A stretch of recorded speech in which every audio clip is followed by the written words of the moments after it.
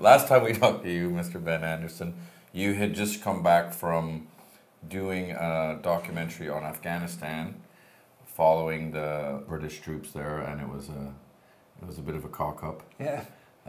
And now you just got back from Dubai. Yep. Now, most people know about Dubai because they're trying to be the hub of the Middle East. And you went and found out some stuff about... The guy's actually building the big shiny skyscrapers in the world's biggest mall and the world's biggest aquarium and all that stuff. Right. Yeah, the guys who are being paid almost nothing to build it. So they're being built by slaves? That's not an exaggeration, yeah. Really? Once they find themselves out there and they realise how much they're getting paid or how much they're not getting paid, they're indebted by the time they arrive there, so it is bonded labour.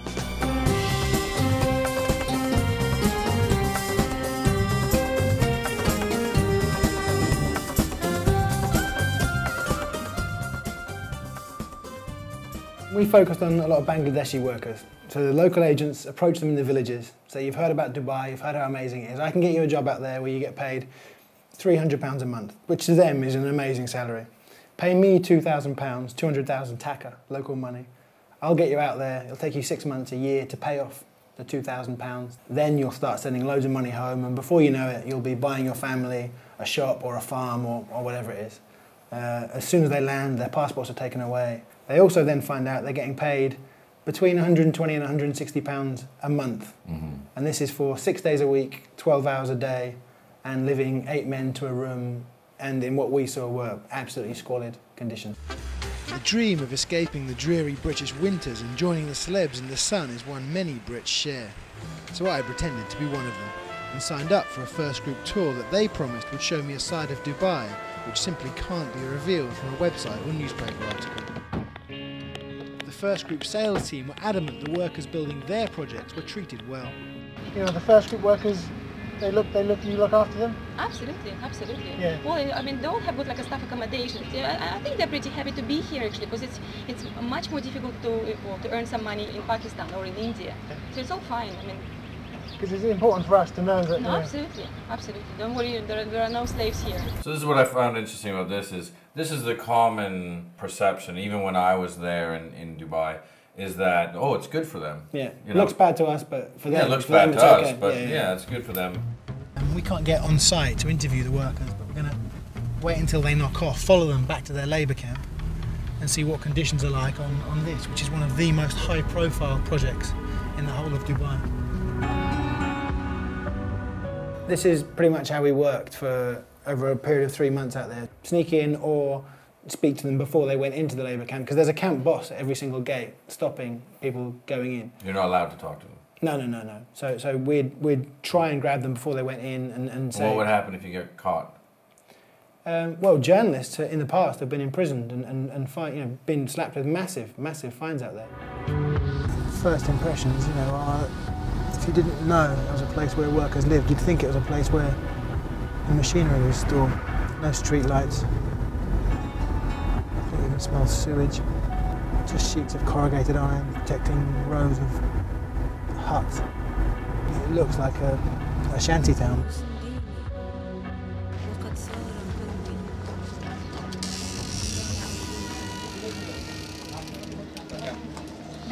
So how many? There's 2, 4, 6, 8 people in this room? 9 people. But before we could interview the workers, the camp boss turned up. Speak English? Yeah, what do you? Huh? What do you? We want to see whether people are happy. It's okay? Not okay. So do you want us to leave? Yeah. Okay. Sure? No trouble. Okay, well we shall leave now. Okay, There was fear among the unit workers about speaking to us. They felt they could be sacked and sent home if they were discovered speaking out. That shot is basically, my vision of Dubai now. All the glittering skyscrapers on the horizon, and you're in this sort of black hole a few miles away, which is where these guys live.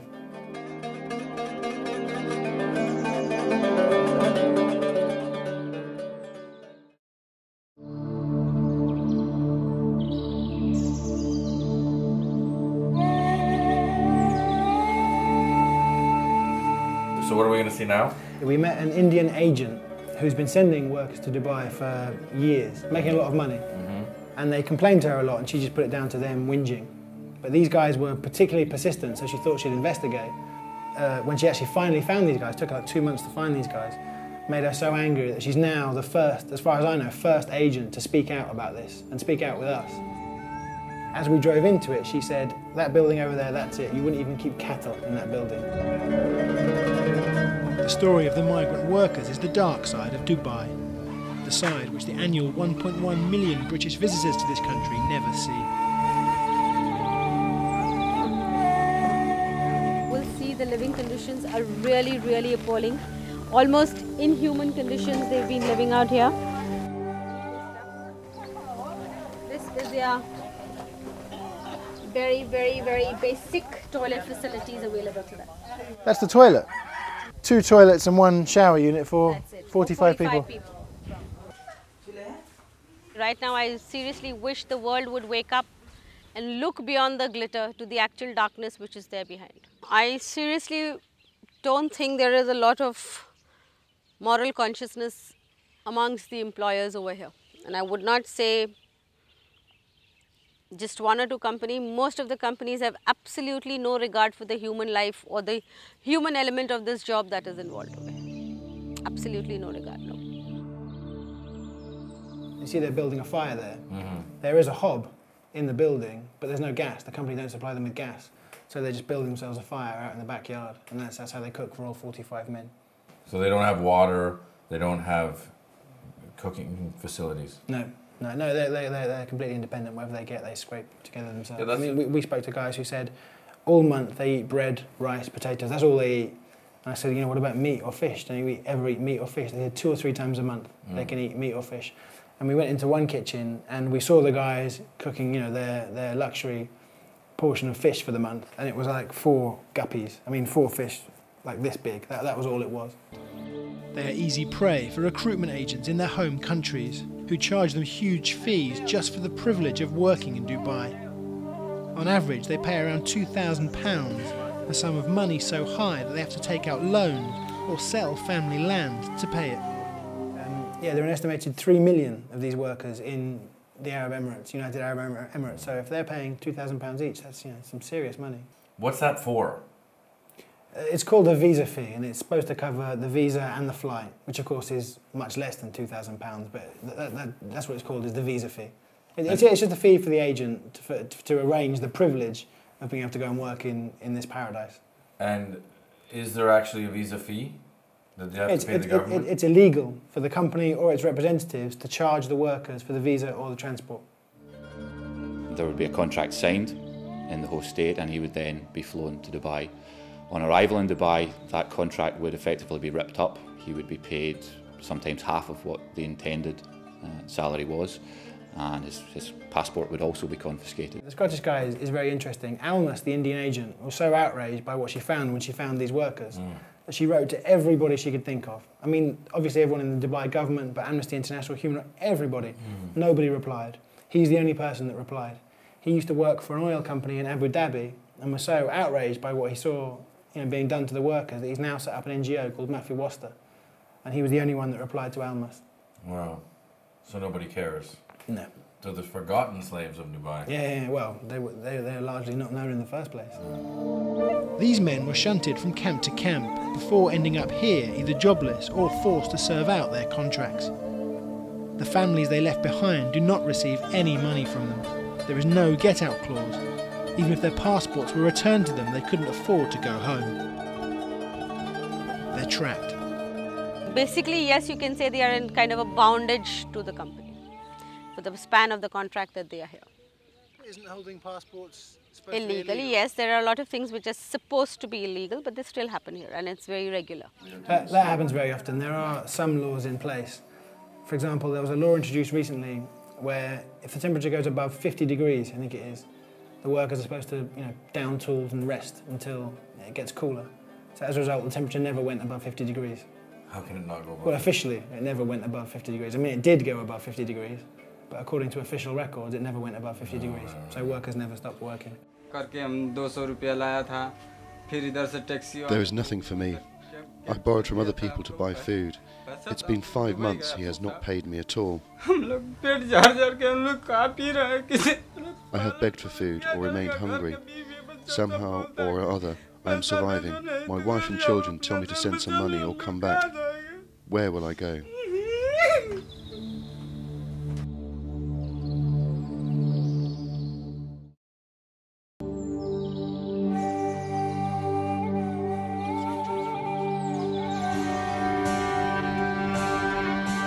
It took an hour for the workers to travel back to their camp. They wanted to speak out, but didn't dare reveal their identities. Like every other worker we spoke to in Dubai, they were in debt and claimed they were not being paid the money they were promised by their recruiting agents. So I grabbed the hard hat and snuck into the camp with a secret camera. Did you have to shoot a lot on hidden camera? Yeah, I mean, a lot of the interviews, all of the footage inside the camps are on a hidden camera. Because if you get caught, you can get in trouble. And allegedly, the government have got paid informers all over the place, in hotels, taxis, everywhere. So yeah, you've got to be really careful out there. So basically, the big sort of main thoroughfare that separates the accommodation from the toilets is just all deep, thick mud, and they say urine and shit from the toilets. And actually, the areas around the toilets are the wettest, muddiest, and smelliest areas. So I'd say they're telling the truth. There were so many rivers of sewage blocking so many of the walkways that workers had actually set up a network of stepping stones to get back to their accommodation. So it must have reeked. Yeah, horrible. I mean, they said to me, this is all raw sewage, and I didn't know whether they were telling the truth or not. And as soon as you get close to it, it hits you. It's like a... So their toilets are just going out onto the streets? Yeah. The areas between the toilet blocks were the most disgusting. There was no doubt that this is where the problem was coming from.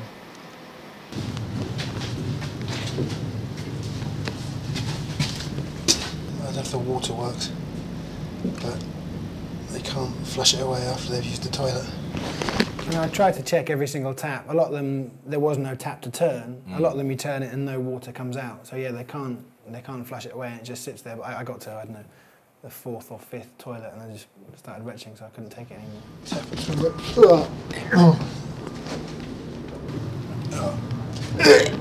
And you're not a squeamish guy. I mean, you've been to Afghanistan, you've been to the Congo, you've been to all the bad places on Earth. Yeah, worked as an undertaker with dead bodies. Worked as an undertaker, and so this is going to be pretty bad. And the workers I spoke to that night said this is good compared to how it has been. Wow. In a statement, the company blamed the workers, saying their standards of cleanliness and hygiene are not up to your or our standards. It's very difficult to change the habits that they unfortunately bring with them from their countries of origin. Panorama has obtained documents which reveal it's more likely to be Arabtech's own cleaning regime which is the problem. A day before I'd filmed in the camp toilets in January, the Dubai authorities warned Arabtech about insufficient cleaning of toilets. So the government knows about it. What are they doing about it? Well, we were quite impressed that the government had been there and said the situation was critical, but they'd fined them £2,000. And they hadn't done anything? No, I mean, it was still awful a month later. We've put these allegations to the company and they've basically said it's the workers' fault. Trade unions and collective bargaining are illegal in Dubai, and with the companies themselves now suffering because of the international financial crisis, the consequences of complaining are worse than ever before. They are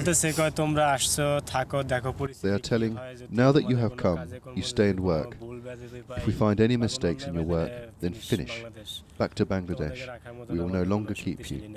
If you work well, if the company prospers in the future, we will see what can be arranged for you. So do you think there's a chance things could improve for you here? We have no hope for the future. We are helpless. So you've got 3 million workers that are brought over, their passports are taken away, they're not getting them paid the money that they should. In fact, they don't have enough money really to eat. They have squalid conditions, raw sewage. You just came back from there. I mean, how do you feel coming back from the City of Lights? Well, the reality of Dubai is the complete opposite to what you see on television and in magazines. In fact, I asked the Indian agent, I said, what do you think of now when you see all these glossy pictures and videos from Dubai? She said, now I just see skeletons.